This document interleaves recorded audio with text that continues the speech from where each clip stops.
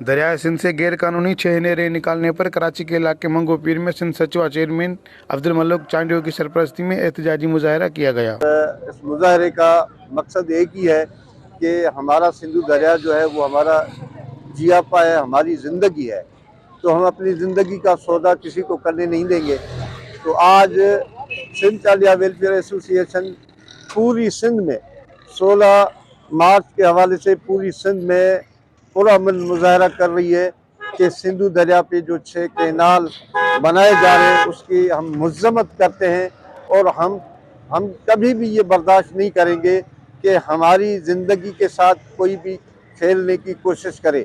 आज जो सिंध चालिया welfare association की तरफ से मरकज़ी चेयरमैन अब्दुल मलिक चांडियो की सरबराही में ये एहतजाज किया जा रहा है, उसका रीज़न ये है कि सिंधु दरिया से जो नाजायज़ 6 कैनाल निकाले जा रहे हैं, तो पूरी सिंध सराफा एहतजाज है।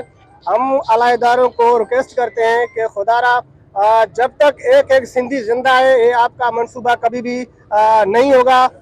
सिंध पूरी सरापा एहतजाज है। सिंधु दरिया पे 6 नाजायज़ किनारे निकाले जा रही है, तो मैं गुजारिश करता हूँ सरकारी इदारों से, वफाक से और अपना सदर पाकिस्तान से, तो ये अपना फैसला वापस लिया जाए, क्योंकि ये जो सिंधु दरिया है ये सिंध का वसीला है और ज़रिए रोज़गार है। कराची से लेकर कश्मीर तक ये सिंधु दरिया की वजह से मुजाहिरीन का मजीद कहना था कि सिंधु दरिया से निकालने वाली नहरों का जब तक काम बंद नहीं होगा तब तक एहतजाज जारी रहेगा। कैमरा टीम के साथ अली बख्श बलोच, वशी न्यूज़, कराची।